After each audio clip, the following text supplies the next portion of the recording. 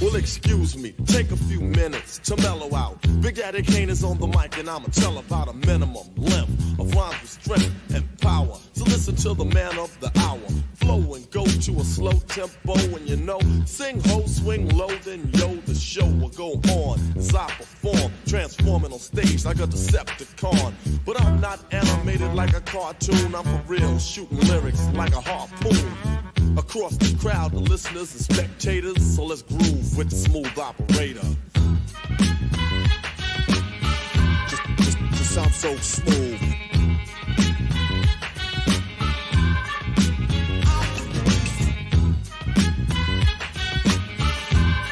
Just sound so smooth.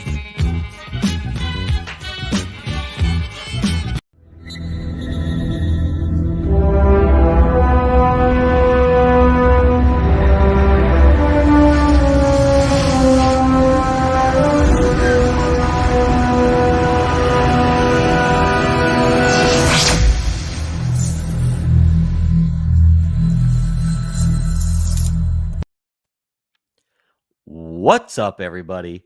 KG here, coming at you with another podcast on the crypto journey, where we like to deep dive into projects and learn about who is actually behind these incredible innovations. I still need to update the website in the intro.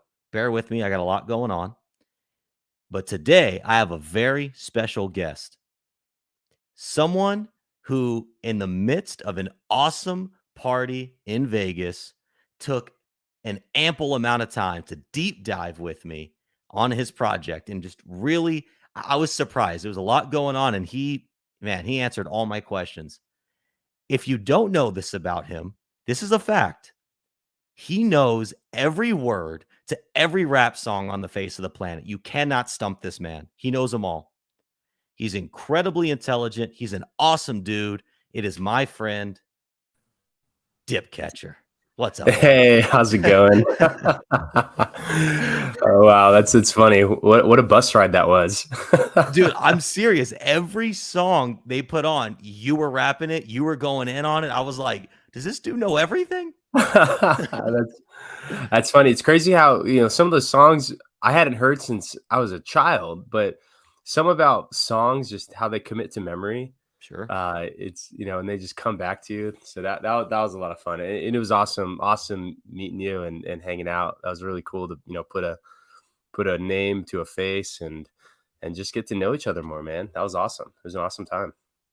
Totally agree. Like, I can't convey how personable this guy is. Like, dude, I'm so thankful because there was a lot going on. There was people that want to talk to you. I am leaning over the counter eating M&Ms, and you're just deep diving into Maxi with me. And I was like, totally helped me level up. So truly appreciate you taking the time to do that. Oh yeah, of course. That's literally what I go to party. What's that meme where it's like you're at the party and then they don't know that Maxi saves you 99% gas fee.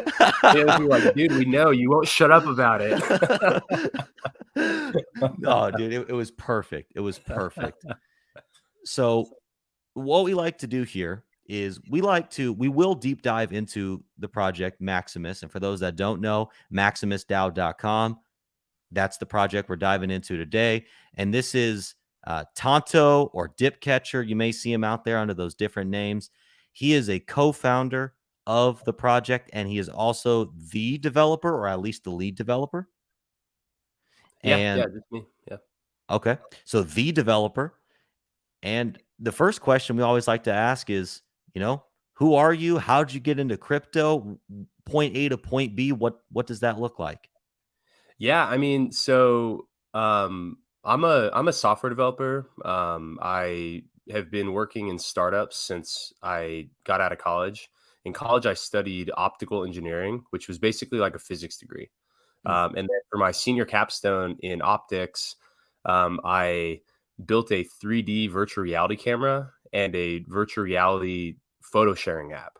And so that was like my first startup, was this VR camera and 3D content sharing app that I had just started in college. So when I I left college. I moved to the Bay Area to join an accelerator, and then and that was what Gold Key and I. That was like our first thing we worked on together. Gold Key and I, we grew up together. We've been best friends since we were small children. And then right after college, we just started working on our own startup. And so that was what we were doing. And the reason why we got into crypto is because we got funding for our virtual reality app from a crypto company, because we were trying Nice. to figure out how to enable people to make money by creating content on our app. And then we found it was an ICO from 2017 called Simple Token, and they were building this platform that let you launch a coin and inside your app. And so we reached out to them, got this deal where they were paying us in their token over the course of 2 years. That's cool. And it was pretty wild, because I'd never done it, because I was like a physics person. Like, I was not into investments. I was not into any of this stuff. But then we're getting paid in crypto. So I was like, okay, I got to learn how to do this stuff. And that was just a pretty wild experience of getting paid in their token called Simple Token, which from the start, it went from like 6 cents at launch to like $1.40, and then just died forever. Oh, It was like the classic 2017 ICO chart that just like pumped and then just dead. And now it's like, I don't even think you can find a price for it anymore. So that was like what threw us into the crypto arena, was just getting funded, not really investing, but just because our income was in crypto. So that was the first thing that got us into it. And that's kind of what led us to Richard Hart. Was when I was just trying to learn about crypto, the two people that I was learning the most from were Trace Mayer and Richard Hart. So these are kind of, the two kind of like OG Bitcoin people. And I'm lucky that those were the people that I kind of sure. latched on to. Like, of all the people that you could have absorbed information from, like, those are the best two you could have possibly. And so yeah, I just got more and more into it. And then that virtual reality app that we'd built, it was just way too ahead of its time. It was one of those things where we had about 10 users that loved it, but then it was just very hard to retain and get users, because it's, it was even though it was like a mobile app, and then you could just clip these lenses on and experience this content. It was just hard to get users. It was like more of like an active thing. And that was at a time when the world was moving to more like passive content, like Instagram stories, TikTok was just coming out. And so like the world there's just no demand for the VR content. And so we shut that app down. And then Golke and I started working at a legal startup. That was a pretty big moment for us, just because we, that was where we really were able to kind of refine our like development and design skills. And with that legal service, we've helped like over 100,000 people get back over $10 million of legal settlements from mega corporations. So, we've always been interested in helping people make money and improve their lives, and really like in service of others. So that's really kind of how we, the products that we just happen to build just all seem to align with that. And so we were doing that for a couple years. And then, we just kind of got into Hex, and then the more, Hex, kind of consumes people's lives. And then we just started working on Maximus earlier this year. So are you still involved in that legal company? No, not Okay. not anymore. Okay. Yeah, they're still going, and they're still using the platform that we had built. But That's so but cool. yeah, Good for yeah, you, yeah, dude. yeah. So we're we do some like consulting and freelancing stuff, but right now we're mainly just focused on building up this financial ecosystem on top of Hex. Full-time crypto. That is the dream of many people in the space. So Mhm. congratulations. I'm proud of you. Happy for you that you accomplished such a thing. You and Gold Key are an excellent duo. And for those that are watching that don't know Gold Key, he is the co-founder and more of the correct me if I'm wrong, but the front end builder for Maximus ecosystem. Yeah. He designs like the brand, the design of the apps. He built the MaximusDAO.com website. And he runs the Telegram and the Twitter, and so he does all that stuff. And yeah. And Nice. so we've been now it's like 7 years since we've been building stuff together, and it's Wow. just only gotten better. I feel like everything we do just gets a little bit better. Well, and you guys have known each other since like a young age, right? Like you've been friends for a really long time. Hmm. Yeah, I lived across the street from his cousin, and so Nice. we playing basketball in the front yard since we were kids, and then we played sports all together, and then we've just been good friends ever since. And I actually really like that because it's hard to find that good synergy in a team. And when you have somebody that you've known pretty much your whole life, you've been in multiple ventures together, you've seen each other grow up. I mean, you went through life together. I mean, it's hard to replace that, regardless of the business partnership. So Hmm. that is actually one aspect that I really like about your team dynamic is that you know each other, you trust each other, and that's really hard to replicate and really cool that you guys have achieved that.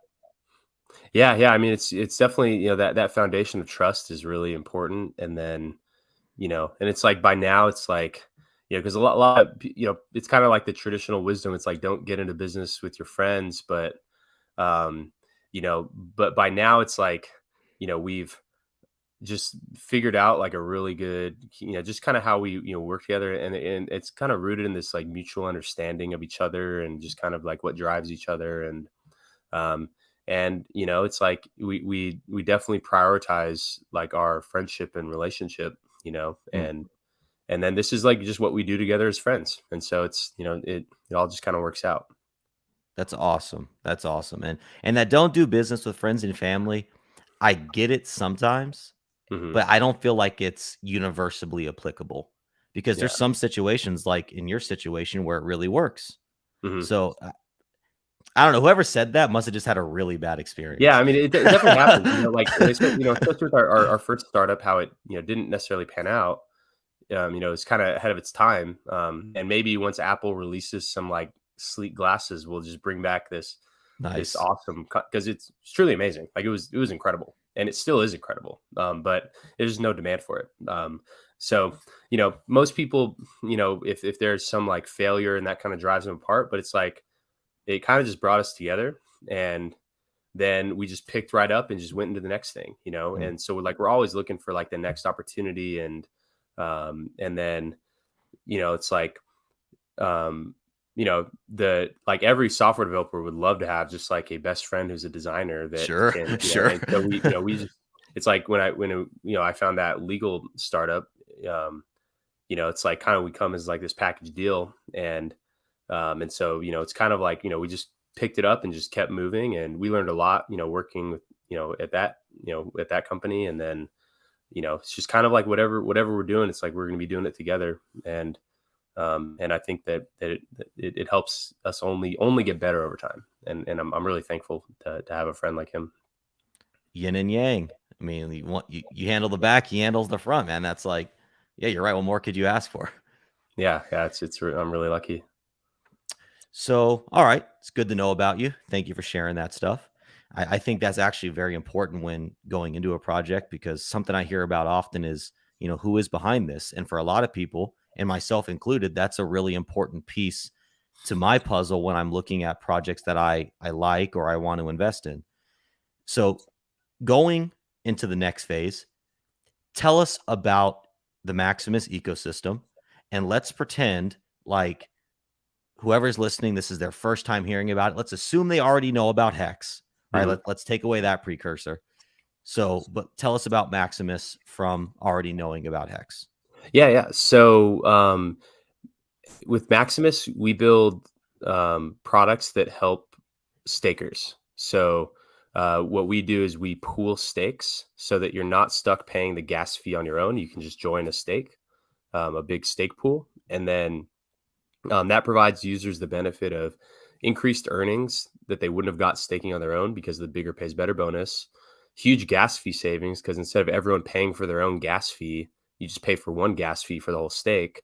Um, and also by joining these pools, you're issued a token that you can sell or trade or split up across numerous wallets. You can do whatever you want with it. And then after these stakes end, you can redeem the hex and the yield with this token. And so we aim to make the staking experience a lot just better for users, both from the earnings perspective, the gas fee savings, because it all started when last year when gas fees were really, really high, and all the people I'd onboarded and they're having to pay $500 to end a stake out there, just like, yo, dude, what's going on here? And so That's real. it really had me considering. I'm like, wait a minute, if I'm paying $500 and everyone else is paying $500, and the reason why it's so expensive is because it's doing the same interest calculation, like the smart contract is doing the same calculation for every day of the contract for every single user. I'm like, wait a minute, like, why don't we just do this all together? And so so that's the whole premise behind Maximus, is that we consolidate a bunch of individual stakers into one large stake, and then we pass those savings and those benefits on to the end user. So that's what we started this with a token called Maxi, which was a 15-year stake pool, where on April 15th we did a 14-day minting phase where you joined by minting one Maxi per one hex. And then after that minting phase ended, all that hex was bundled up into a single max length stake. And then that's redeemable in 15 years. And until then, the token just trades. So far, it's had some pretty amazing price action where last I looked, one Maxi was worth like 2.1 hex. So it's already, the market value is higher than what it's earned so far. So it's, at a premium right now. So like 2.1x Yeah. effectively. Yeah. So the coins, they kind of have a life of their own. And so after that, people were asking us, more pools, different lengths, all this stuff. So to kind of span the whole stake length spectrum, we introduced 4 new stake pools just about a week ago. That is Base, which is a 1-year stake, Trio, which is a 3-year stake, Lucky, which is a 7-year stake, and Deci, which is a 10-year stake. So you can mint those at 1 hex per each of those tokens. And then with those stakes, we introduced a kind of new feature to it. It's called auto compounding, where these pools, they're called the perpetual pools. And that's because after the stake ends, there's a short minting and redemption phase where you can either redeem your hex or add more hex to the pool. And then the stake just restarts. So Base, it's just going to be a yearly stake for 1 year. Trio is a repeating stake that goes every 3 years, and then Lucky every 7 years, and then Deci every 10 years. So we have these new staking options. They kind of span the whole spectrum. Some users prefer the shorter stakes because while they earn less yield, they can redeem sooner, and they're more certain in what it's going to earn. Whereas some people like the longer stakes because it's going to earn the most yield, and the longer stakes have the largest range that it could likely trade in. So people that are like speculating and trading, they like the longer ones. People that are more relying on the stake for like shorter term cash flow needs, they prefer the shorter ones. So we kind of have a whole range of options for people, and those are live right now. There's about 2 weeks left in the minting phase, and you mint one of these tokens. You can choose whichever ones you want to mint. You do 1 hex per 1 pool token. And so those are the stake pools that we just launched. And then we've built this growth engine for these stake pools, which is called Maximus Team. And Team is the Maximus DAO team member token. So if you hold Team token, you're part of the team. And what team members get is they get a small portion of the yield from all of these pools. And the portion that comes out of the bigger pays better bonus. So that's, and the Hedron that the stake gets. So the bigger pays better bonus is meant to be like an incentive driven fee, where if it's small stakes, that payout's low, but if it's a large stake, that payout can be really big. And so it's meant to be, we're trying to incentivize the team members to promote the growth and the advancement of these stake pools.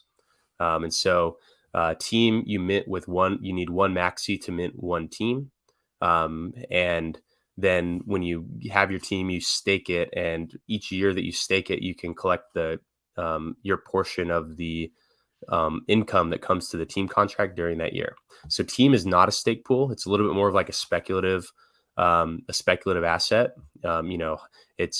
it's not necessarily tied to the price of Hex, whereas the values of the perpetual pool tokens, they're basically the Hex price times its earnings, whereas Team kind of is its own beast with its own supply and demand dynamics. And so, there's like a whole range of, like, depending on people's risk appetite and time horizon, and what type of, what they're really going for. We just launched literally 5 tokens launched on Monday. 4 of them are basically the same thing, just different lengths, but then the Team is its own wildcard thing. So we have these, 5 different assets that are available right now. You can mint them for 2 more weeks. And then the system just, keeps moving on forever. They're called the Perpetuals for a reason, because they never stop.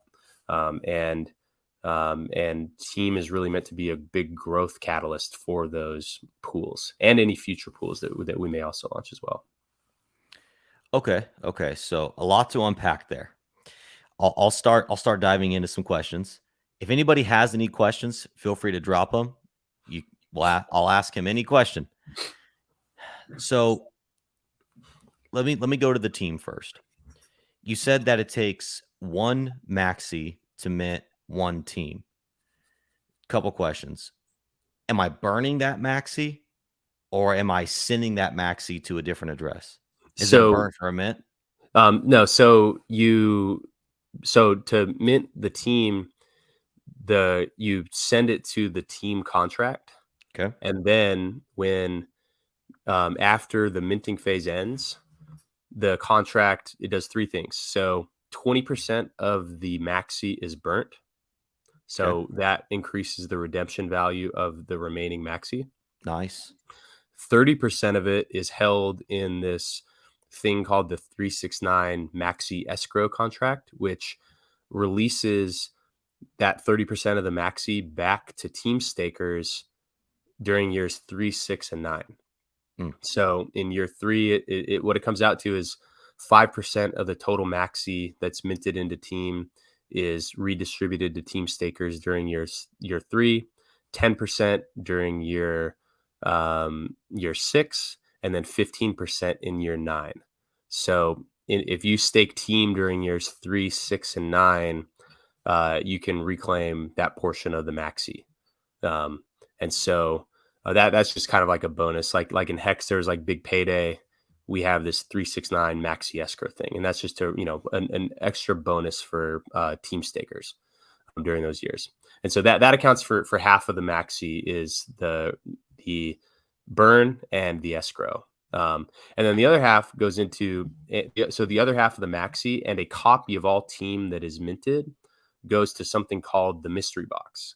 And the mystery box is exactly that. It is a mystery, and users, by participating, they agree that they have no expectation of anything from the mystery box, and that they're, that it's a complete mystery as to what happens. You can always trace it. The mystery box is technically a smart contract that, just basically sends the funds to another address. So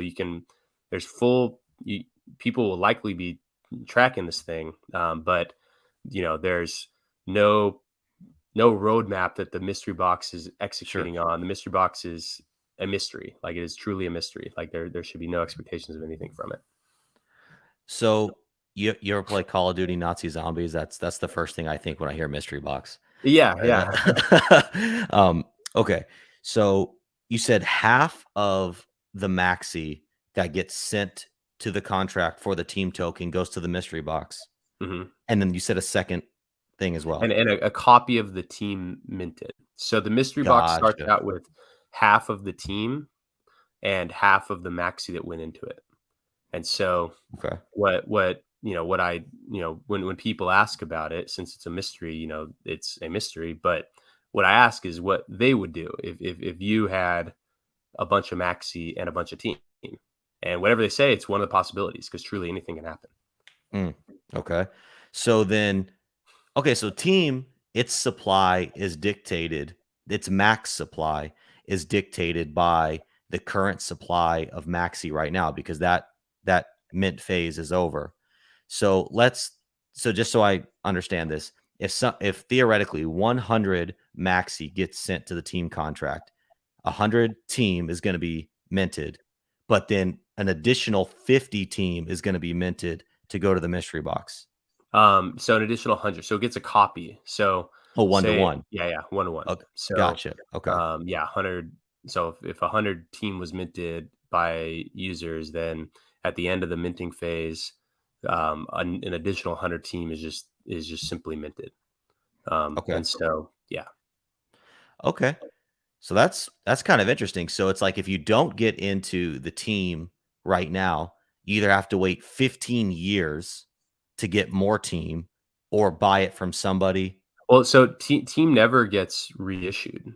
Um, the total team supply, as soon as that mystery box gets its copy, the team supply is only deflationary.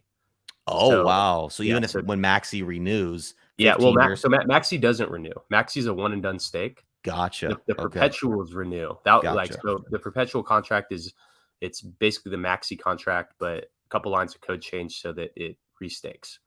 So yeah, the team supply is fully capped and only deflates over time due to this early end stake penalty that exists in team staking. So the team supply only goes down. Okay, so let's talk about that. So tell me about the mechanics of the team staking. So yeah, Okay. you got into the 369, but what else? Yeah. So you stake your team in 1 year increments. Okay. And so if you stake if you start the stake from like the stake start deadline and then remain staked for the whole entire year, then those team stakers get their portion of all of the income that comes in either Hex, Hedron, Maxi, and a whole list of other tokens, mainly the pools and then Icosa. No matter where the funds come from, those team stakers get their portion of it. Mm. And if you're staked during a year, you get you get your cut of the income from that year. And so the staking happens in 1 year terms, and you have to renew your stake every year because, again, the whole point of team is to be a growth engine for the perpetual pools. And so we want people who are actively promoting these pools to get their portion. And so we don't want those earnings to go to addresses that are lost or dead people or people that are inactive.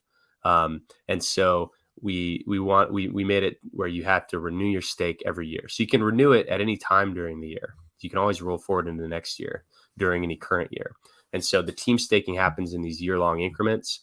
And then whatever income comes in during that year is simply split up amongst the team stakers during that year.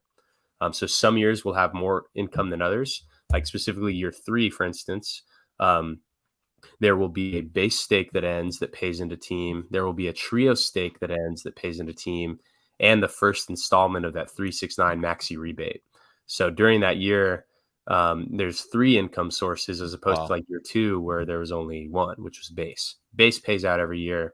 Trio pays every 3 years. Lucky every 7 years, et cetera. And as those line up, those years are going to have higher than normal incomes. So there's some kind of game theory involved in the timing of these and those dynamics there. But yes, you have to stake your team during a year in order to claim the rewards from that year.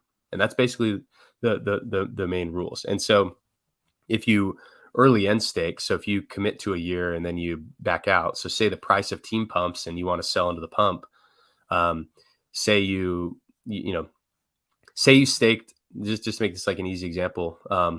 Say you staked 1 million team, and the price pumped and you want to sell some of it, you can unstake like in any amount. It's not like an all or nothing. No way. That's cool. Yeah. So say you have 1 million team staked during year 1, and then midway through, maybe the price is pumping and you want to sell some. So say you early end staked 100,000 of your team, you're going to get back 96,310 team, that because it's that 3.69% penalties applied.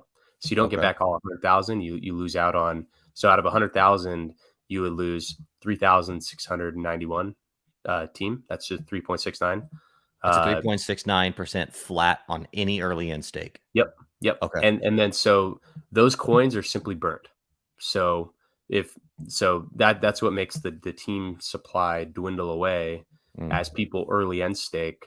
They you get a portion of your coins are just simply burnt.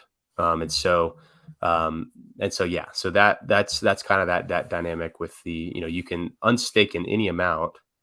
It doesn't need to be all or nothing. And then if it's before that year period is over, then you get that penalty applied to the amount that you unstake. Okay. Okay. So then the question becomes, what if somebody doesn't hit that renew button every year? Then they just don't get into that next year's staking group. And so they don't earn Oh, I rewards see. from that next year, but there's no late penalty. You just simply, if you don't, there's two functions. There's either if it's during an active staking year, because because the base stake, which is that 1 year stake perpetual, that's the calendar for the team staking system. So it goes 369 days of stake, 7 days of this what's called the reload phase of the perpetual, and then another 369-day stake, and then the 7-day, where you can mint and redeem. So if it's during the base stake, you can run the extend stake function, which rolls your stake forward into the next year. But if it's after that 369-day, if it's in that 7-day period leading up to the next staking deadline, you run the restake expired stake function. So they're from the user's perspective, they're basically the same thing, but from the contract's perspective, they're just like a little different in how it handles the accounting of who earned what. So there's a button on the dashboard that you can just click and then roll forward, and that's how you lock into the next year. And then you can always add new team to the stake as well. Like, whenever you can always add more, or you can reload your existing team stake.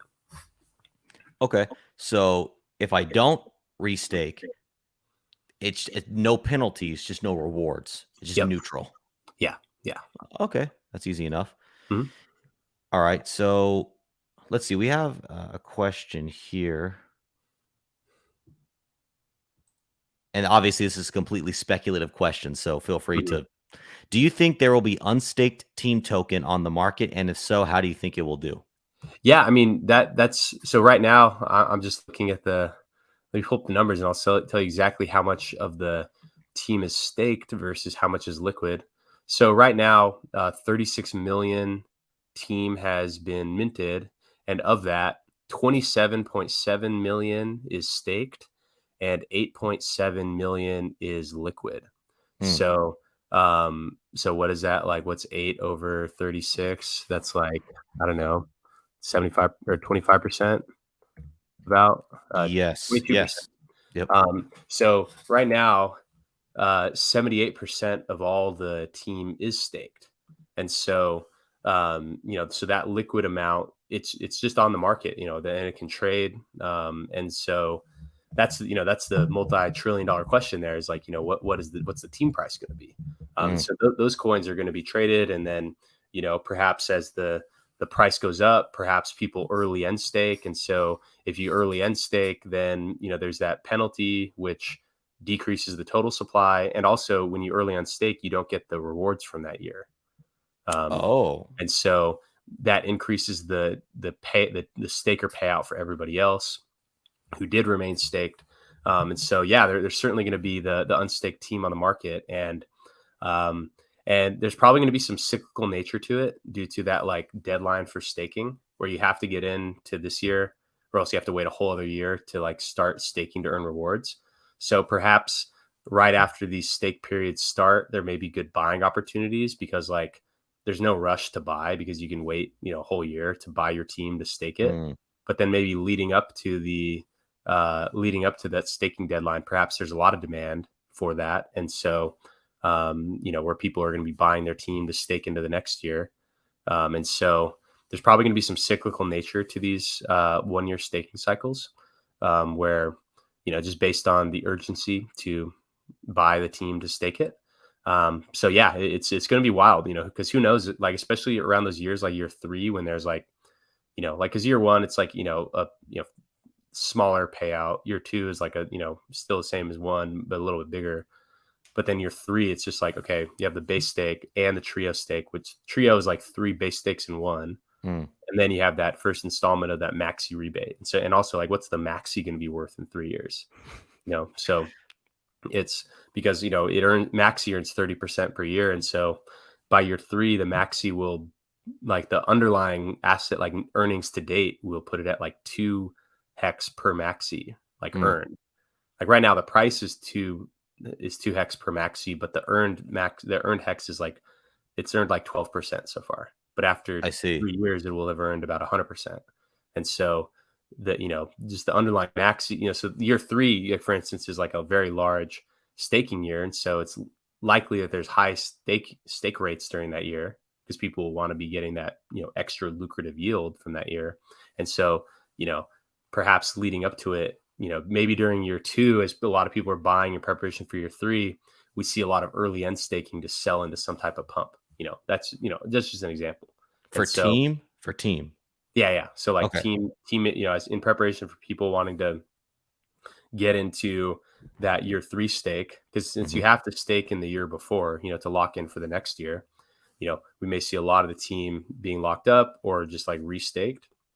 And then people wanting to buy in, there's just less and less of it available for sale. And then maybe as the price goes up, people will tolerate to early end stake, pay that penalty, but then, maybe the price hit some target for them that was adequate for their strategy. And so, so there'll be a lot of dynamics with that liquid team, because that's the only team that can be sold. But also that early end stake penalty, it is actually quite small, 3.69%. Like, it's nothing. Like, that's really nothing.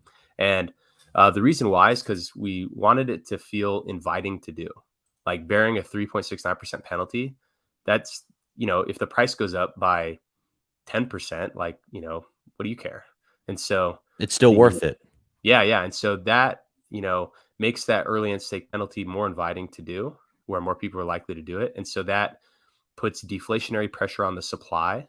And also, in the years where there's a lot of early end staking, that boosts the earnings per team staked for people that do stay staked. That's a So really it was cool mechanic. actually chosen, very carefully, to be low enough to where, like, high enough to where, like, it's meaningful, but low enough to where people will do it if the price is right. And then just the more people that are early end stake, the higher the earnings are for the people that do stake. So it's kind of a nice balance there that we were trying to achieve with that. And I like that, because you want people early in staking, because theoretically deflationary is good for price. And in this case, even if it's not good for price, it's good for direct earnings for the remaining stakers. Mhm. So if somebody finds benefit in taking a little hit to get their liquid, that's fine. It's not going to break the bank. But for all those who fulfill their stakes and fulfill their obligations, it's going to benefit them. So I like that. I like the balance that you found there. I think it's good. Yeah. Thank you. Yeah. So, okay. So let's put pause on team again. If anybody has questions, feel free to drop them. I have a question about, one other comment. So as you were talking about Maxi, going as time goes on, theoretically, again, Maxi is going to have more intrinsic value, because those coins represent more equity, and they represent getting closer and closer to the deadline of that big 15 years. So theoretically, Maxi goes up in price as time goes on, because it has intrinsic value, not just speculative value. Yeah. I mean, right now, it's like the market is at like 2-1. It's like the market is basically pricing in 3 years of earnings. Where it's assumed, which kind of makes sense, because when you look at their, like, on apex.win/charts, you can look at what the daily payout per t-share is. Mm-hmm. And it takes a lot to really move that number. And it takes a lot of time for it to play out. And so with pretty high certainty, you can estimate what the daily payout per t-share is going to be over the next 1, 2, 3 years. Anything after that, it kind of, it's less certain. And so it kind of makes sense that the market prices in the next 3 years of earnings as if they're already here, because with pretty high certainty, you can guess what that number is going to be. And so, then that'll probably apply, moving forward, where, the market knows how much it's earned. And then the market can also price in what it's probably going to earn over the next couple of years.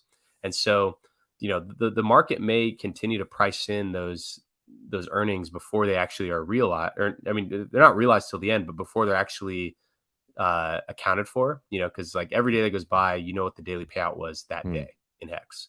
And so every day that goes by, how much you've earned, and then there's one less day of uncertainty in the future.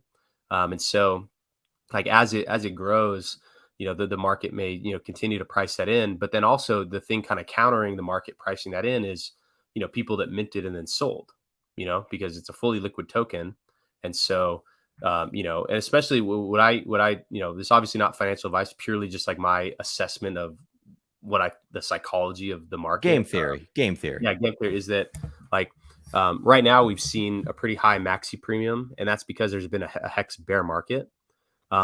Whereas I think in a Hex bull market is probably when we see the premium start to get sold into, because the premium is basically like, it's like the Hex price, but multiplied. It's like amplified Hex price, where like maxi minters, like everyone in Hex, they experienced like a retrace to 3 cents.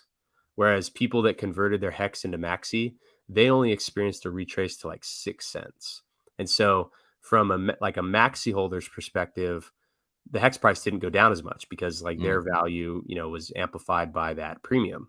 But, as the price, say there's like a Hex bull market, the ROI that those people experience is going to be, amplified by that premium compared to just regular hexagons. And so maybe it reaches some threshold where those people they're fine selling because, their earnings are amplified by that premium. And so as more people sell, that premium turns into not a premium, putting the below par value at a discount. But if those people like measured in US dollars are up relative to had they just held their Hex, then maybe those people are more willing to sell.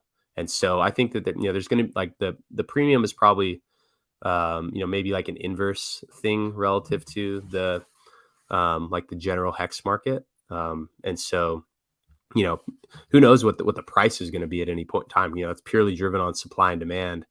But outside of recent events, which have added a lot of consolidation in the maxi market, the maxi supply is very widely and equally distributed. At our minting, no one user had more than 2% of the supply. Now it's changed due to some stuff in the Hedron ecosystem, and then due to this this team launch, that's kind of changed. It's a lot now. About maybe 20% or a little more of the team supply has, or of the maxi supply has consolidated amongst two addresses, which are the Hedron deployer and the team contract. But outside of that more recent development, the supply is very evenly distributed. And so there's not really one whale in maxi that can just like nuke the price. Like one of our largest holder sold everything the other day. The price went from it was like 180. It wicked down to like 125. And within hours, it was already back up to where it started. So nice. So there's like a lot of people waiting for a dip in the maxi price to buy. And now it's at like 2.1. And so even when large whales exit, they only have so much to sell because except for now that there's, the Hedron deployer, which has a lot, that's a whole wild card of what happens with those maxi. And then the team contract has its maxi where, that 20% of the team contract's maxi is going to get burnt. 30% is going to be held for, and released over 3, 6, and 9 years. And then the other half is a wild card, which you don't know. It's a mystery what happens with that maxi. So now there's kind of these two whales, which have historically shown benevolence, because the Hedron deployer burned 1 million of their maxi that they had accumulated as a result of that Watsa NFT launch. So why is the Hedron deployer, why does it have so much maxi? What's its function in the ecosystem? So the Hedron deployer accumulated that during the ICOSA launch. Part of it was that we are all the source address NFT thing where it's like basically like an Icosa staking pool that had like extra benefits and some extra game theory built into it. And you could mint that, but with either Hex, USDC, Hedron, or Maxi. Oh, nice. Gotcha. And Okay. what's pretty interesting is that some of our largest Maxi holders from before that event all minted into that. So the result of that was that like the Maxi supply, outside of it consolidating into one address, like the Maxi supply was, became very, very distributed, Hmm. equally distributed. And so, but yeah, they had in one day, I think 25 million Maxi went in. And then outside of that, it really came from a handful of big addresses. And so who knows, who owned those before, but the Hedron deployer ended up with a bunch of Maxi, and I'm not sure why. Part of me thinks that that's probably because, it's a valuable asset, and that can perhaps, embolden that, the Hedron and Icosi economy, just like, if the Hedron deployer uses those as like strategic assets. Could have also been like a competitive thing, since these products, even though like we really I'd say that the Maxi, like the Maximus products, probably benefit from the Hedron ecosystem more than the Hedron ecosystem benefits from the Maximus products.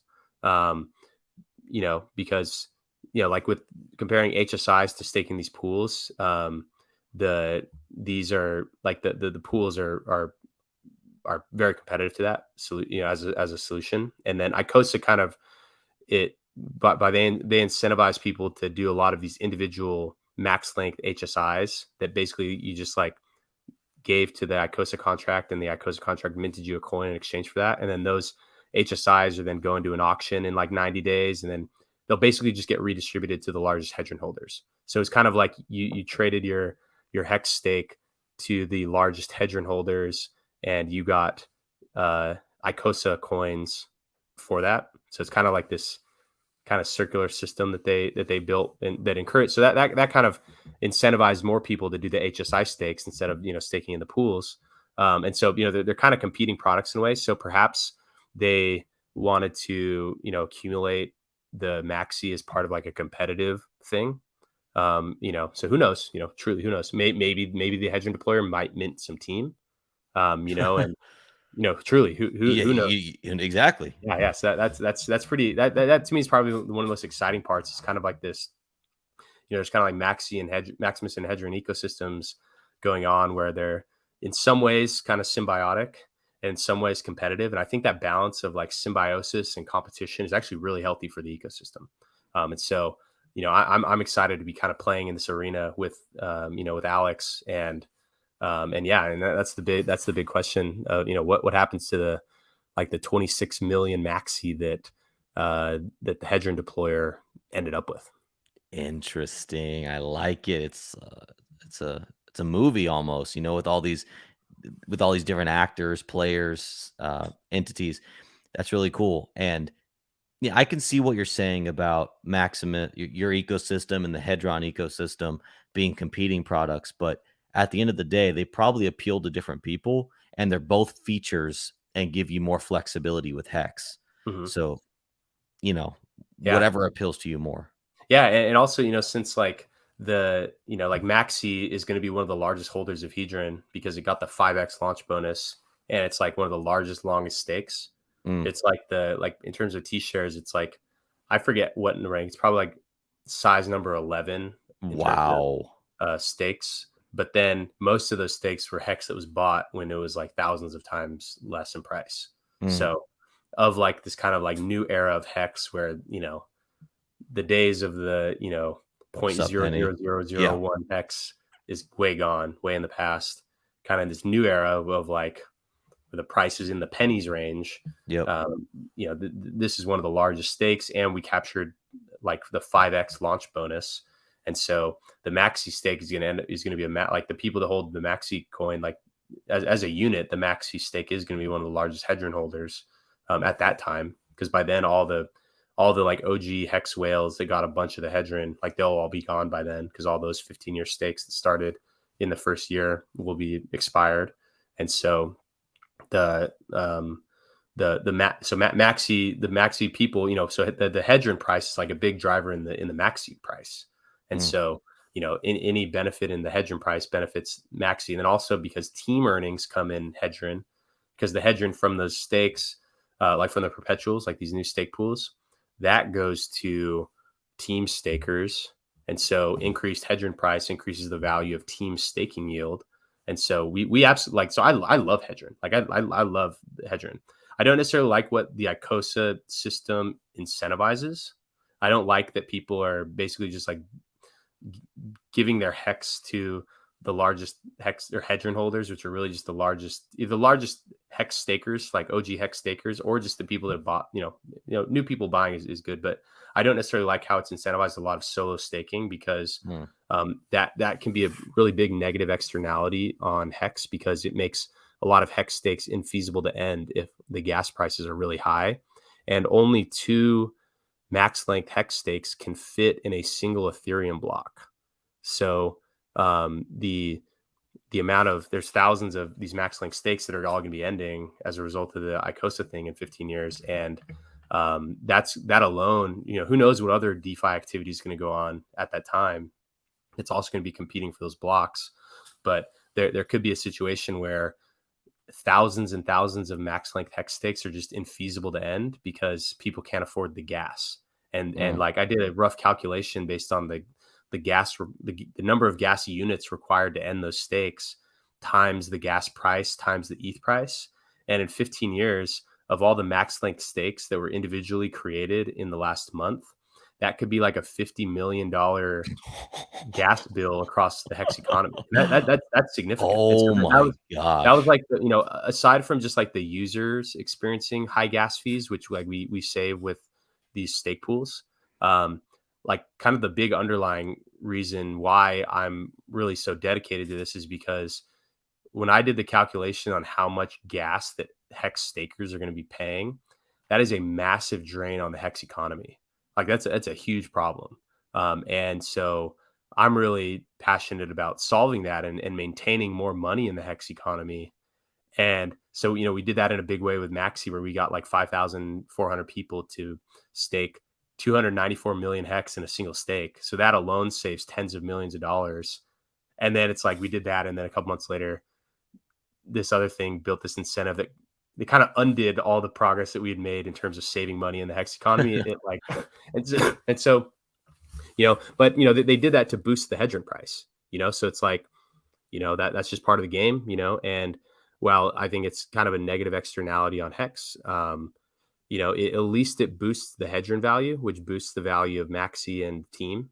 But also, the more people that there are that can't afford to end their stake, the more profitable the people that can afford to end the stake will be.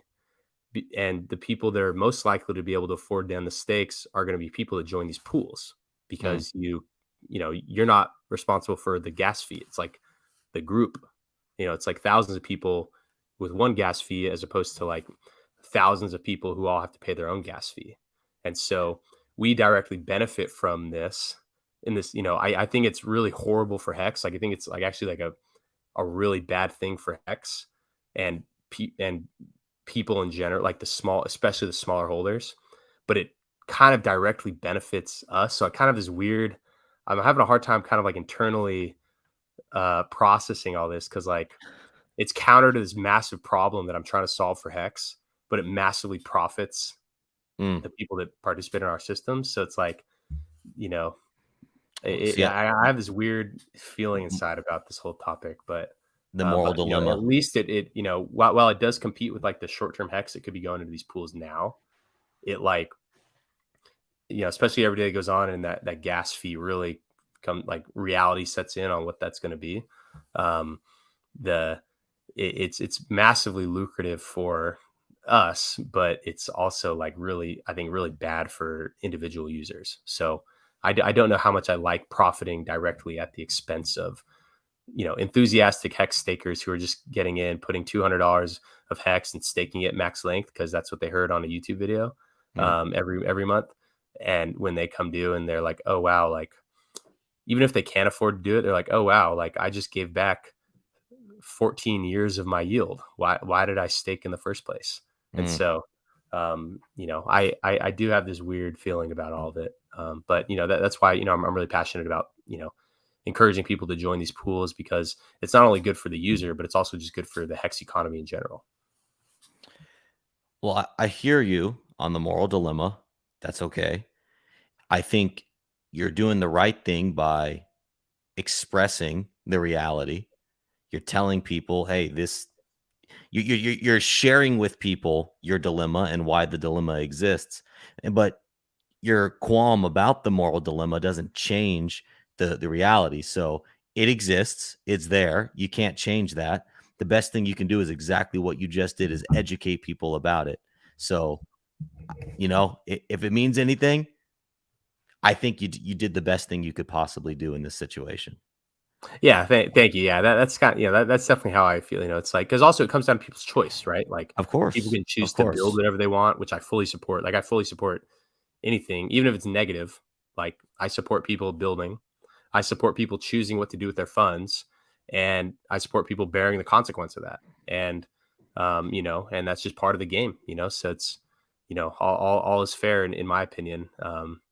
But yeah, I do just feel sad for the small staker, and that's really who, because especially, people that like I onboarded and they staked, and even last year, because like the stakes, every day of the stake costs a little bit more to end in gas. So like a Right. 1-year stake it uses 15 times less gas than a 15-year stake. So and then who knows what the gas price is going to be, which is measured in ETH. And then who knows what the ETH price is going to be. And so it's very like cycle dependent, where like during a bull market, when there's lots of activity on ETH and a high ETH price, that's when that fee is really high, because there's a lot of competition to get in those blocks, and the unit you have to pay to get in the blocks is ETH. And so that's when you see those like $1,000 gas fees, is during bull markets when there's a lot of activity. But then now, like the bear market, like right now, like it's pulled up right here, the ETH price is only 10 GWay. So in a bull market, I remember I was like, it is it well in the 3 digits? yeah, like hundreds of Yeah. GWay, Yeah. especially when there's like NFT activity going on, or like DeFi activity going on. And and I do get a lot of pushback when I kind of discuss this. Everyone's like, oh, like they'll solve it, then they name some like buzzword scaling solution. It's like, okay, they're not trying to scale Ethereum so that they lower the individual users' fees. They're trying to scale Ethereum so they can charge more people those high fees. It's, like if you had because like a blockchain, it sells, the product that a blockchain sells is blocks. And if you had a product that people were more than willing to pay a huge price for, you don't try to produce more of them so you can sell them for less. You try to produce more of them so you can keep the price you're charging. And Makes so total sense. and part of that is that a lot of things are going to be offloaded onto like layer twos. But since Hex is like an immutable contract, it's like, rooted on the native Ethereum layer one, it can't necessarily just be ported to a layer two. Like Maxi is the layer two. And that's what I think that, the solution for gas fees being low, I think that comes down to the application layer, like that last layer that the user interacts with. Like that's where I, believe that that gas fees are more effective, because the people that produce the blocks, the people writing the code that determines how the blocks are produced, like they're not trying to lower the cost that the end user pays. They want to increase capacity so that the blockchain is even more profitable to run, so that it's more permanent.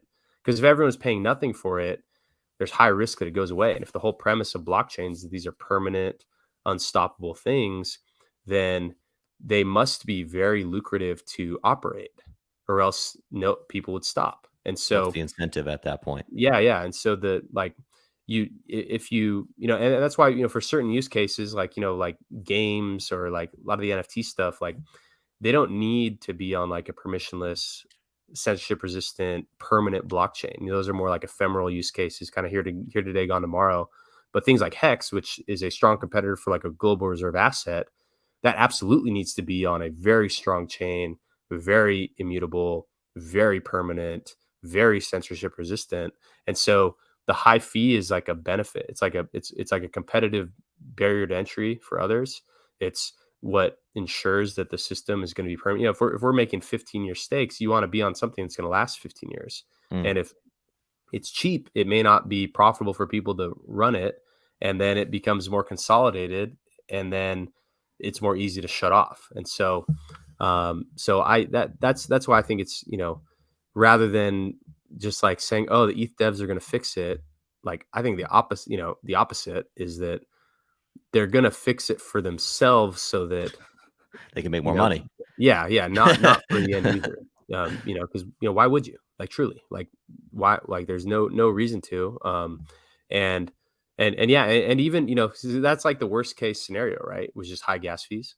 But even if there are low gas fees, say there is some something that causes it to be low, then even then still like you're still paying 99% less for gas than your competitors in the market. And so regardless of what the gas fees actually are, by joining a pool, you're still paying less. You still are earning more than you would by staking on your own, and you still get the benefits of the liquidity during the stake. So it's like I think it's since like these products are meant to be perpetual, like literally live forever.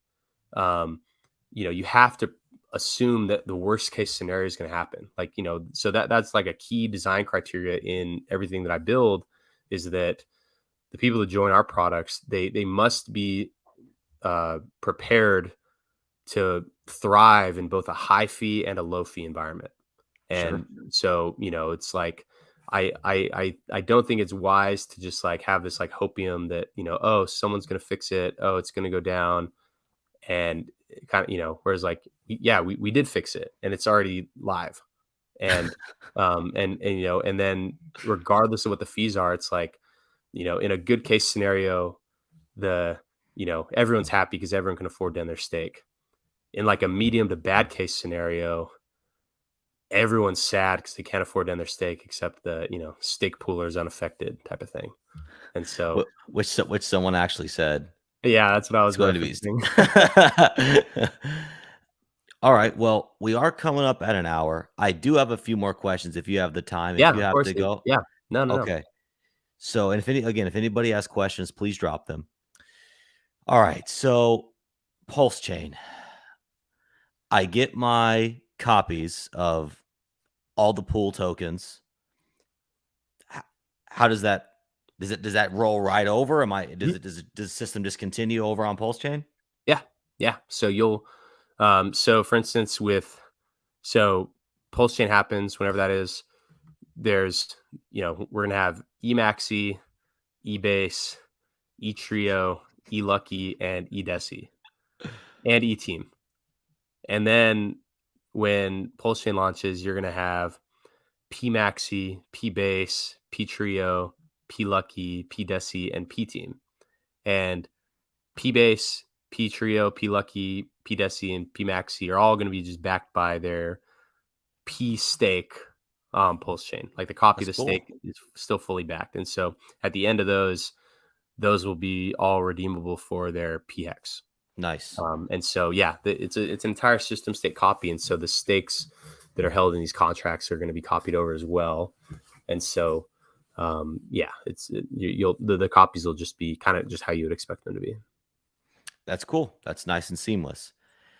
As far as the gas fees that you're speaking to on Ethereum, so how is that paid? Who pays that when you end a pool stake? Like how does that come into play? So it's a public function on the contract, meaning anybody can run it and pay the gas on behalf of the stake. So just one person has to. No individual is responsible for it. But what the contract does do is it saves the address of the user that ended it, and so that enables someone, and I've written a contract, but I haven't really deployed it or focused on it because it doesn't matter for many years, where users could just like pool ETH or pool Hex or pool any list of Oh, that's coins, cool. and Okay. then like trustlessly to where the just as an incentive to the person that end stakes it, where like that gas pooling contract would read from the pool token contract which address ended the stake, and then it would allow that address to withdraw the contents of that gas pool. So so maybe as time goes on, we want to deploy that gas pool contract, and then over time people can just add a little bit of ETH or Hex here and there, and then perhaps it doesn't even need to cover the whole gas fee. Maybe it just gets like part of the way there, and then some users just like, okay, like I can tolerate this, I'll pay it. Maybe it comes down to like the largest holders of the pool tokens that do it. Maybe some mysterious entity might just do it on behalf of everybody, just The as mystery box. Who knows? It's a mystery. yeah, truly a mystery. So it doesn't matter who it is. Anyone can, and if it's necessary, then perhaps that that's the contract was set up to support a future gas pool to reimburse the person that does pay the gas on behalf of the contract and the stake. Nice. Okay. And then, okay, another question for the perpetuals. So let's just talk about base. So year one rolls around and I don't claim my rewards. I decide to hold on to my base, which then I guess puts me into I guess I continue. I mean, like, how does it know that like you owe me X amount for the first year, and then now that I've perpetualed into the next year, like, how does it know? Does it keep track of that? So all that is kept track of there's a single number in the system called the redemption rate. And the redemption rate is also the minting rate. So at the start, so like right now, if you go to mint your perpetuals, you mint 1-to-1. Mm-hmm. And right now you can actually also redeem 1-to-1. And so for base, for instance, it's probably going to earn, just say 10% just for ease of calculation. So say base earns 10% over 1 year. That means that now each base is backed by 1.1 Hex. Mm-hmm. And so that redemption rate becomes 1.1, meaning you can burn one base and redeem 1.1 Hex, or you can join the pool with 1.1 Hex to mint one base. And so that redemption rate is what kind of keeps track of it. So that's what lets you always be rolling forward into the next pool is that redemption rate calculates itself based on the as each stake ends, it is calculated by the total number of Hex in the contract right after the stake ends, divided by the total supply of the base token in that moment. And so that's what allows you to just roll forward into the next stake, is that, as it's increase, as the total value of the treasury is increasing, that redemption rate is increasing. And so like your percent of the pie is always, relatively the same compared to what you put in. So like it doesn't need to track like who held the coins and when. It's all just done through that minting and redemption rate that is updated every time a stake ends. That's okay. What lets you go forward. So if at the end of the first year, my redemption rate is 1.1 Hex, I choose to not redeem. So does that mean I enter into the next pool at a rate of 1.1 Hex? Do I get more base, or does my base just become more valuable in terms of the redemption rate? Because if like everybody theoretically, and this could be a land of imaginary horribles, it's okay to tell me that, but let's say everybody else and I'm the only person that doesn't redeem, then my redemption rate it's not going to be strong going into is there any diminishment, or is it always compounding? It remain the same because, like for instance, so say there's like 1 million Hex that goes in to base. Mm-hmm. There's much more than that right now, but say 1 million Hex into Sure. base. Then after 1 year, now the so there's 1 million hex at the start and 1 million base. Mm-hmm. And then after 1 year, there's now 1.1 million hex and still 1 million base. So your one base represent, like the percent of your base, like the percent of the total base that you have, like say of that you have, what would that be, like 10,000 base? So that would be like you have 1% of the total base. Yes. And so that 10,000 base is worth 11,000 hex. And so your 10,000 base is 1% of the total base, and the 11,000 hex that your base is redeemable for is 1% of the total hex. And so it doesn't matter if everybody else was to withdraw, like your portion is always going to be there for you. And then any new person who mints at that rate, they have to add 1.1 hex to mint one base. And so as that redemption and minting rate ratchets up, you have to now have more hex to get the same number of base. And that's just to account for the earnings that the base has experienced to that time. But there's not necessarily, other than just locking in earlier and earning yield earlier, it's not like new base entrants pay old base entrants. It's like they're joining at like an equivalent rate. It's like as if everyone was to redeem and then just remint, like recontribute. And so that like redemption rate just ratchets up to track the earnings. And then that's what keeps it, so that everyone's hex is accounted for. So every year that the base renews, the entrance rate always goes up. It never goes down. Or can it go down? So it's always, the redemption rate is always increasing because it's, even if like 100% of all the hex on Earth was staked and then the earnings per T share were very low, it's always earning more. Like a stake is always earning more hex. And so the redemption rate is always going up, even if like the size of the pool goes down due to people redeeming. That number of hex required to mint a base, or the number of which is equal to the number of hex that is redeemable for a base, that's always ratcheting up with the earnings. Okay, so and I apologize if I'm asking this. I'm just really trying to, I think I'm almost there. I'm just really trying to lock it in here. So the redemption rate after year 1 is 1.1, but is that redemption rate not based upon the amount of hex that actually enters into the pool? So if there is less hex on year 2, let's say, the payouts are theoretically going to be less. So if I, as somebody that didn't redeem the first year, how can the same earnings still be guaranteed?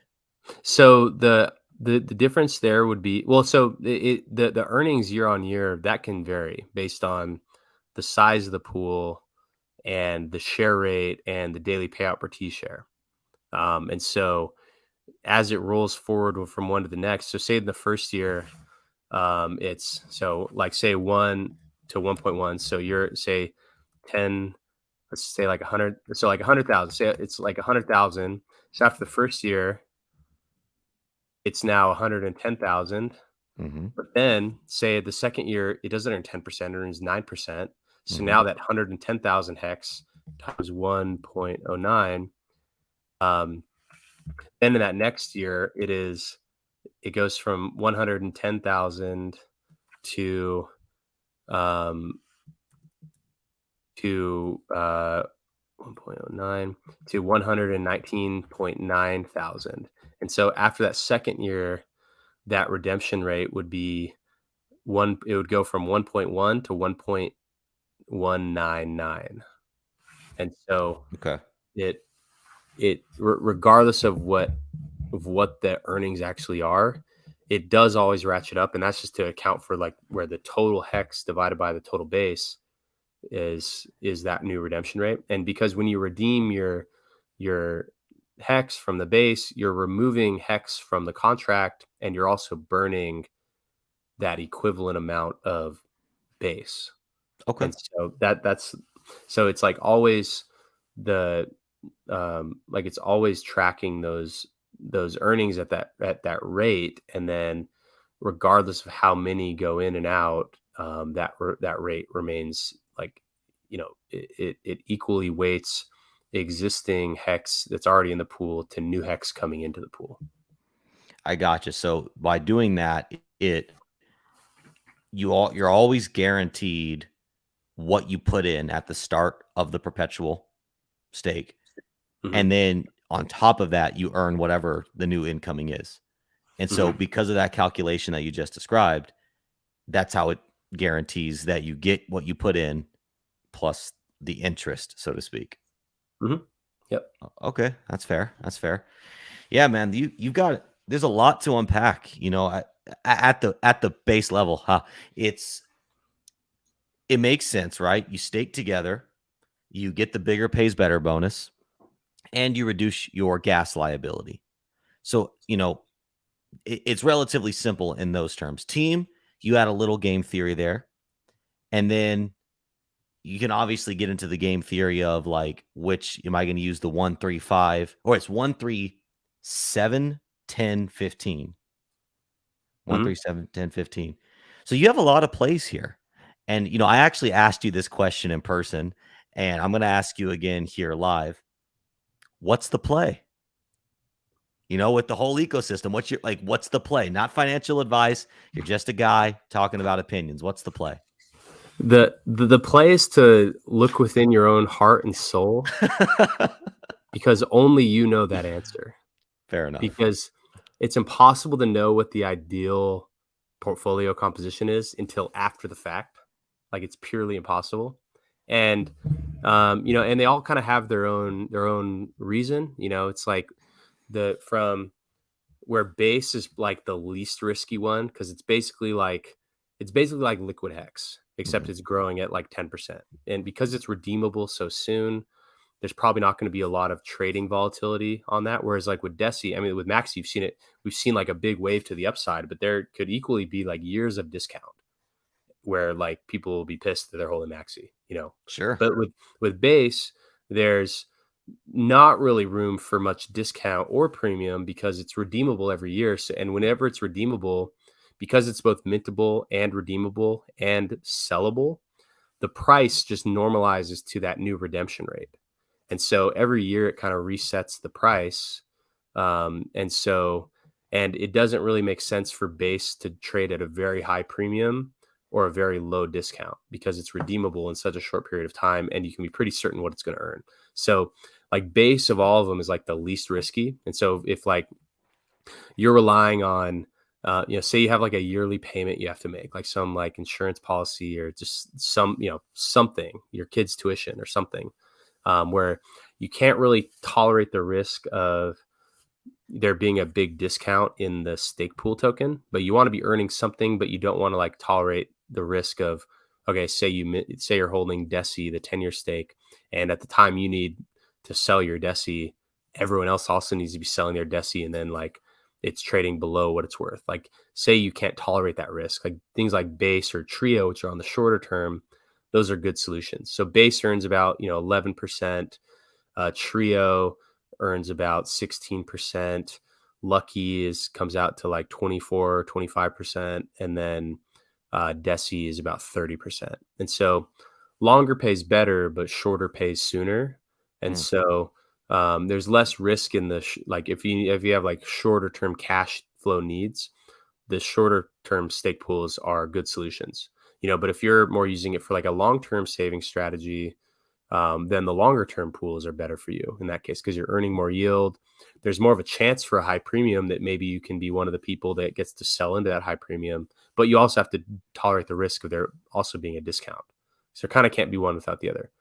So the pools kind of span the whole spectrum of just like time weighted staking risk. And then team, that's like a wild card, that's like the highest risk of all of them. And that's why it has the most like reward potential, is because, it's starting from a fixed supply that only, because since it's only limited to minting with Maxi, like there's only so many people that could mint.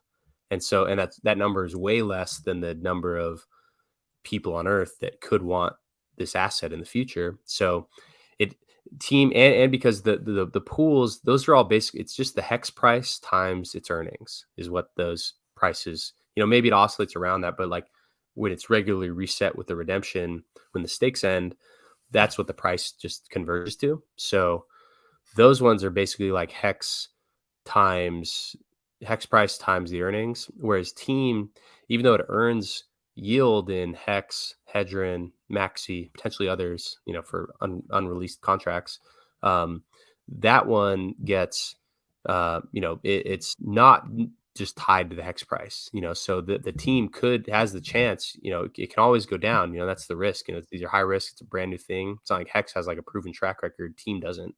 And so that extra risk that you tolerate by holding it, that's what gives the potential energy for, big price appreciation, just because, it's limited in who can actually acquire it at the minting 1-to-1 rate.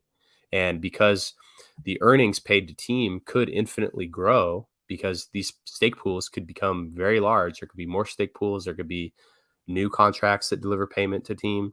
The earnings per team could grow, but the team supply only goes down. And so as the numerator grows while the denominator decreases, it's like exponential. Yeah. So team has that potential, whereas these tokens, they're mainly tied to the hex price and the hex earnings. And the hex price and the hex earnings gets reflected in the team earnings. But since team is not like redeemable for hex, at a regular time like the pools are, it's not really bounded by the hex price. So team is the highest risk of all of them, the most unknowns. And because of that, if things play out, then it has the highest upside. But because it has that, it also has the highest downside, And so that's kind of the risk reward that people have to look within themselves to determine what's right for them. But luckily, we have like a whole range of these, of products that can, where people can really structure their portfolio amongst these and get a whole range of risk reward options. And so sorry that was kind of a non-answer of what the play is, but the play, I think you probably want to hold, I think that everyone should have, I want everyone to be on the team, because the more people that there are on the team, the more people that there are that have skin in the game to try to grow these pools. And the more people that stake in these pools, one, the healthier that is for the hex economy. Two, the larger those team earnings can be. So, it's kind of this flywheel where larger pools means more income to team. More income to team means more demand for the team coin, and more people that are joining the team, more people in the team, more people to be promoting these pools.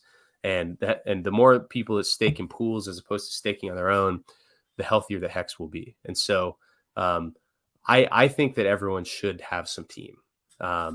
But also for, I do think it's important for people to hold staked hex through these pools, so I think a nice healthy balance that fits your own personal situation and your own personal strategy. Because no one can possibly know what the optimal balance is until after it already happens. So, I think that people should really just look within themselves and, just build a portfolio across all these products. And then, then they have a nice balance across everything.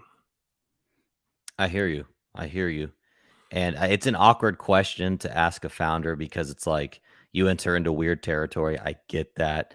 And sad to put you in the hot seat. It's a question I get asked from my project as well. So I think it's a fun one to ask. And with, I think it seems like team and your other staking pools, they do serve they're different tools, because it's almost like, hey, if you're going to stake hex, well, at least in your ecosystem, you might as well stake through one of the pools. Like, why not?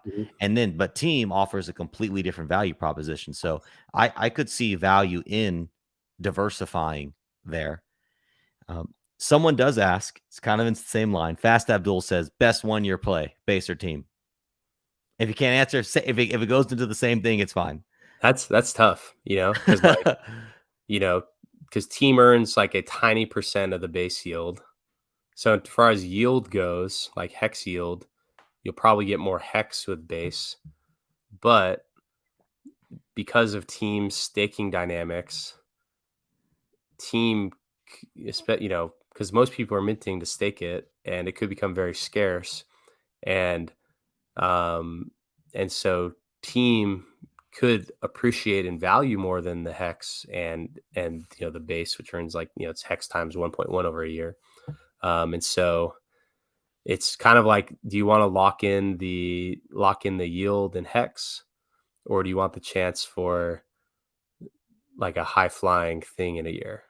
And so honestly, like during the there's and I think that's why we've seen a lot of participation in team, is because like it's like a bear market. A lot of people are down big. They want that they want the chance to perform massively. And so I think there could be a lot of demand to lever up the risk. And if there's a lot of people that, especially as the bear market kind of turns around, I think that team could be, just because it's launching into like the depths of a bear market. And, there's only so much that can possibly be minted. And that, team could perform very well. But, also it has the risk of not. Whereas holding base, it's just like you're holding hex, and hex, by now it's, it's already experienced like a year of a bear market. And so, hex on its own could grow a lot. And during that first year, because like the team, like the value of the team yield really like builds up over years. So like in 1 year, team only earns from one base stake, whereas like over a 15-year period, team will earn from 15 base stakes, 5 trio stakes, 2 lucky stakes, 1 deci stake, and 3 years of that 369 maxi rebate. So one maxi stake too, or so no? no, Maxi doesn't pay into team. Maxi existed before Gotcha. team, and so it wasn't part of it. Gotcha. And so yeah, that's the big kind of the big unknown there, is that they, or not the unknown, but just like the, like what are those lifetime earnings? Because like team is more of like a long-term like growth thing that has potential for like big volatility in like from year to year. So again, sorry for kind of the non-answer, but I'm more just trying to explain that like Sure. base is like you're locking in your hex, 10% hex on your hex, and you're sitting in hex, which really does have a lot, like probably over the next year, the main thing holding hex back is just the upward pressure from, it's kind of 2 different classes of sellers. One are the early buyers of hex that bought in pretty much before April of 2020, who are still up massively. Like had the price never reached the all-time highs and it just like crept up to where it's at now, Still be massive euphoria. Yeah. So there's that class of buyers who bought a lot, staked at those very low T-share rates, and got big payday. And so that's like constant seller overhead from hex. And then also outside of those people, there's the people that bought at near the top. That was their first time into hex. And they're seeing everything else happening. Maybe they're not like as dedicated to hex as like the early people are. Those people may be looking for any pump to like exit into. And so there's like 2 classes of sell pressure: the people that bought very low, and then the people that bought very high. And so that's a lot to fight through in a year. And whereas team has basically no overhead, because everyone who minted team, or most people minted team, some people minted team by buying maxi, buying maxi after mint and then minting with that. But most of the team minters are maxi minters. And so who knows what they're up on versus their hex, but Maxi kind of protected a lot from the downs of the bear market. Like from a Maxi person's perspective, the hex price is 8 cents. From a hex person's perspective, the price is 4 cents. And so there's less, one, just less people, and also like no big whales joined Maxi. It was mainly small to medium sized people.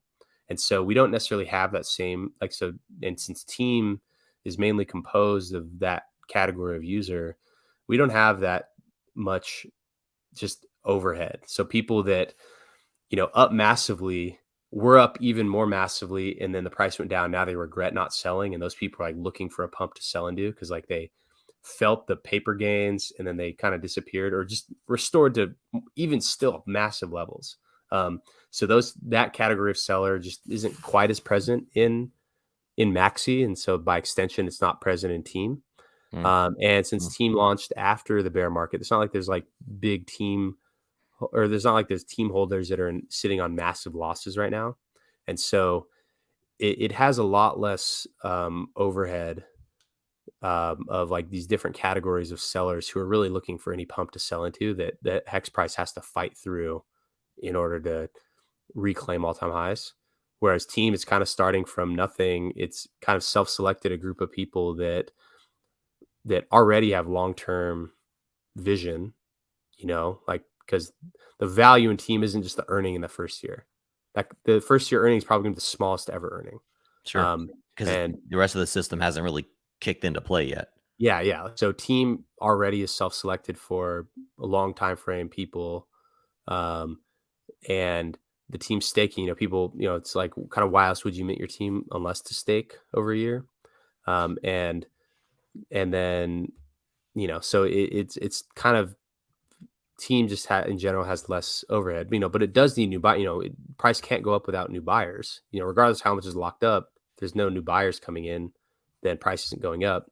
So if, the team, like the prospect of team becomes more lucrative, especially as it gets closer to year 3 with that first big payout, and then year 6 for the big payout, and year 7, which has a really big payout from Lucky. And, so like as it ages, perhaps those payouts become more lucrative. Perhaps there also may be additional pools, maybe, because like right now there's a lot of the liquid hex was kind of encumbered by now, but, with the Icosa launch, that definitely absorbed a lot of liquid hex that probably would have entered these pools. But, roughly that same number of liquid hex is going to become unstaked, because at the end of, if you look at the staking end stake schedules, always huge amounts at the end of the year. And that's due to the timing of when big payday was, and people would do like 1 year, 2 year, 3 year. And so a lot of clumping of stakes ending at that time. So, this mint phase ends at the end of September, but a huge amount of hex becomes liquid between November and December. And so perhaps January, there's like another, some type of New Year's staking thing that absorbs a lot of hex. And then that's like increasing the team payout too. So, team, I think, only gets more attractive over time. And it doesn't really have the overhead of big holders that are either in massive profits already or have experienced massive losses. So, team is a longer term one. Base is a solid option for 1 year gains. Like base is like the best. And also, Trio too. Literally they all, Trio is a good option for that as well, because it has 3 years of yield, which may be priced in at some level. So that, at 1 year into Trio, there may be a pretty high premium because it, but if everyone's selling the premium, it goes away. But but now that which we haven't really spoken on, which is this thing that we announced it 2 days ago. I built it on live stream yesterday, and today I'm going to just try to finalize it and kick off the audit. It's basically a copy of the team staking, but applied to the perpetuals. So you can, if you hold your perpetual pool token for the whole entire duration, if you lock it up in the Diamond Hands Club, if you join the Diamond Hands Club for each of the pools, you can earn more of that. And so there's going to be some section of the perpetual pool supply that is locked up in this system. And those coins, if those want to be sold, then they have to early unlock. And then if they early unlock, there's a penalty that's distributed amongst the people that remained locked for the whole duration of that stake. And so there is this kind of like supply lockup that happens as a result of this diamond hands contract. And so perhaps that can, aid in a premium rising up, because it just kind of like disqualifies a class of seller. And so, there's all these different dynamics that come into play with the premiums in these pools, and the timings of when they end and all this stuff. So, so I can stake my pool tokens. yes. And what are the reward incentives for doing that? So you get early unlock penalties. So say like a or say like 100 million trio is put into the diamond hands contract, and then midway through, say 10 million of that trio is early unlocked, so there's 90 million remaining. Some penalty, so say it's 10%. We haven't decided the penalty, so say it's 10%. So 1 million of those trio is going to then be distributed amongst the 90 million trio that remains locked. So you earn more of the pool token by remaining locked throughout, and those rewards come from the people that early unlocked. And so that, or the contract also supports airdrops in the form of team or maxi. So perhaps team holders who want to grow these pools and are willing to pay some money for some type of growth campaign for these pools, perhaps they will try to incentivize people to join these pools by adding some team or some maxi to these reward contracts, which pay out to the people that successfully. It means you have to mint your token and then stake it for the whole duration. So that's it. So if it's base, you have to stake it for a year. If it's trio, you have to stake for 3 years. Yep. Okay. Yeah. And exactly. So on.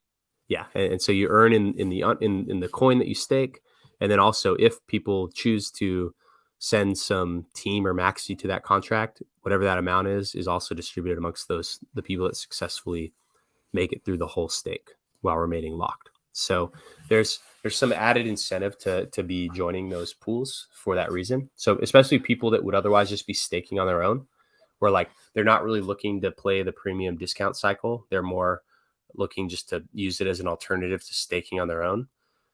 They can join these and then have the chance to earn more of the pool token, and then also whatever rewards just happen to be mysteriously sent to that contract for whatever reason. It's it's fully voluntary. Whomever chooses to send that, it's totally on. No one's expected to, but it's built in to enable that. So for people, if they wanted to incentivize that activity, they could just send it to the contract, and then that would maybe boost the incentive to stake the pools.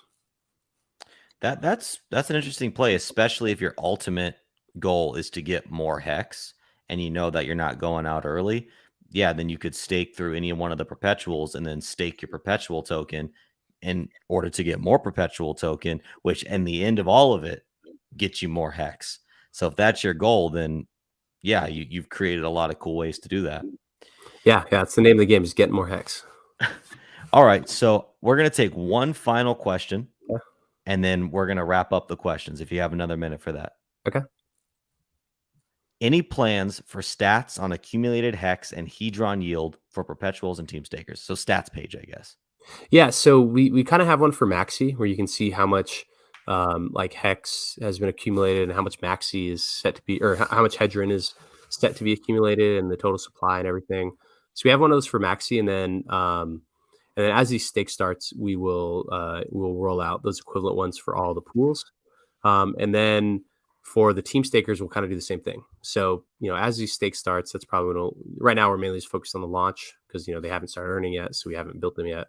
But then once the stakes start and we know how many T-shares there are and all that, we'll go ahead and build all that stuff out. But other ways that you can track the earnings, like these contract addresses, you can just paste into Staker app. You can paste into any of the sites that you would otherwise be tracking hex stakes. You just paste them in there, and they're treated just like normal addresses. So people can kind of follow those on their own. But yeah, we will have kind of like a one-stop data dashboard for all that information. Okay. All right. Well, and what do we call you? Do we call you Tonto? Do we call you Dip Catcher? What do we call you? People call him, either or. Dip catcher. Probably more people know me as dip catcher. Dip Catcher. Yeah. Okay. And then Okay. because no one can pronounce Tanto Nomini, so people just call me dip catcher. All right. Then I got to change the title of the That's YouTube no, page. that's fine. I prefer. I like Tonto. I wish that was my real name. All right. Well, then I'll call you Tonto.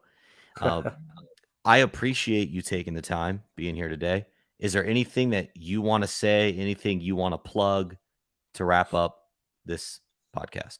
No, I mean, thank you for having me on. I really had an awesome time discussing it. This time just flew by, and There's I so much, and I really, still have more questions. So it's, but yeah, and I really, really, really enjoy you having me on. And I guess the minting phases last for about 13 more days.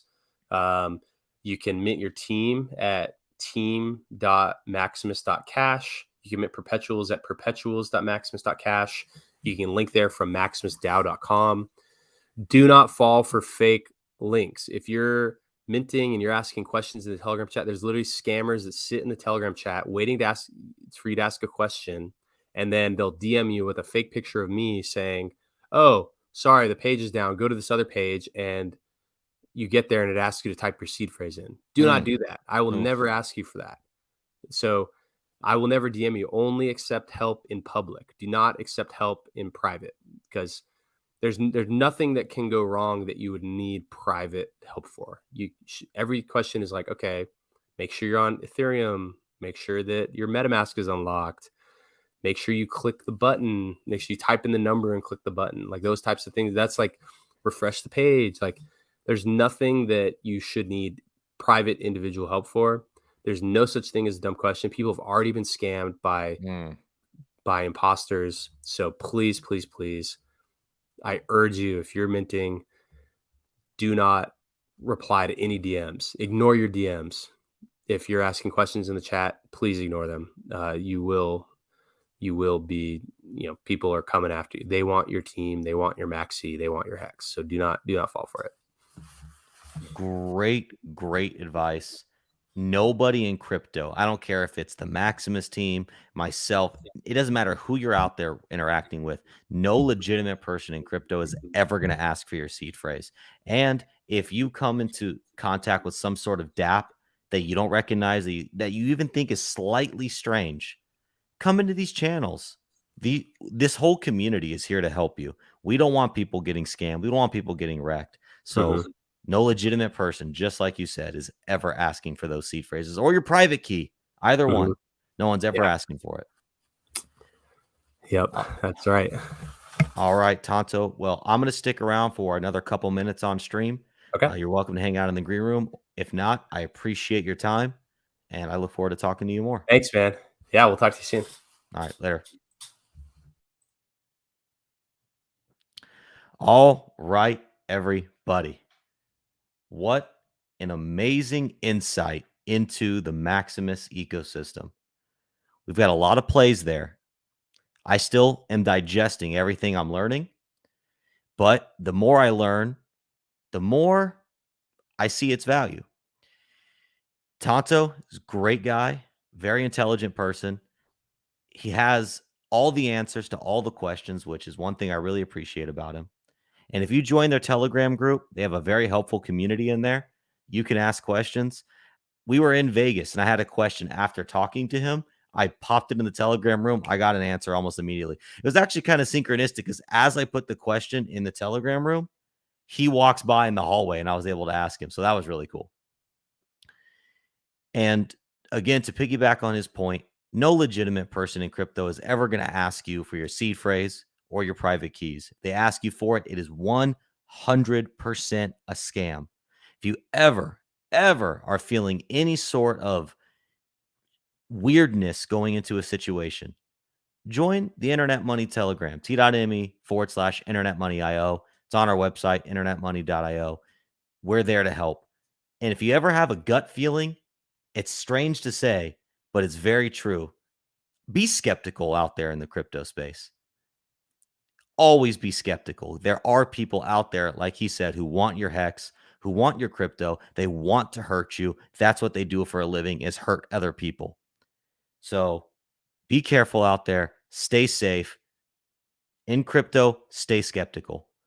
Like always, we're going to end the show with a little song. It is the Internet Money Anthem. If you have any questions for Tanto, MaximusDAO.com. For myself, InternetMoney.io. Thank you all for joining. It's been incredible. Peace. What is cryptocurrency?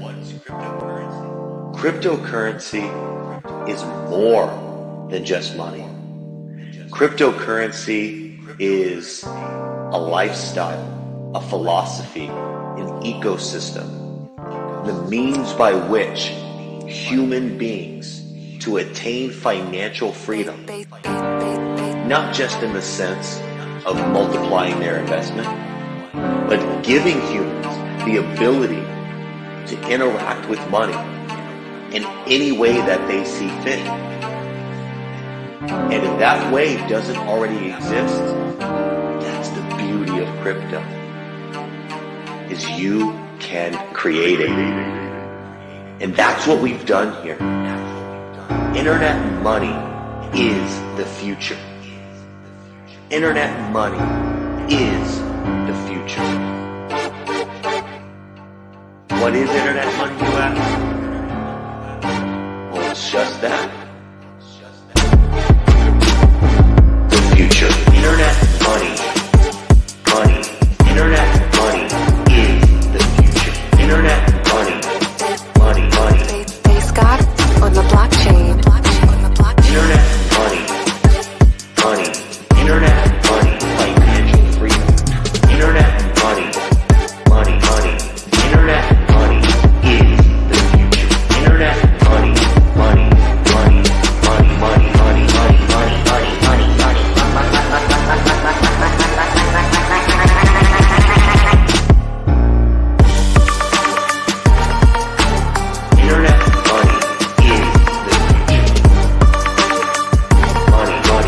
Internet money is the future. Internet money.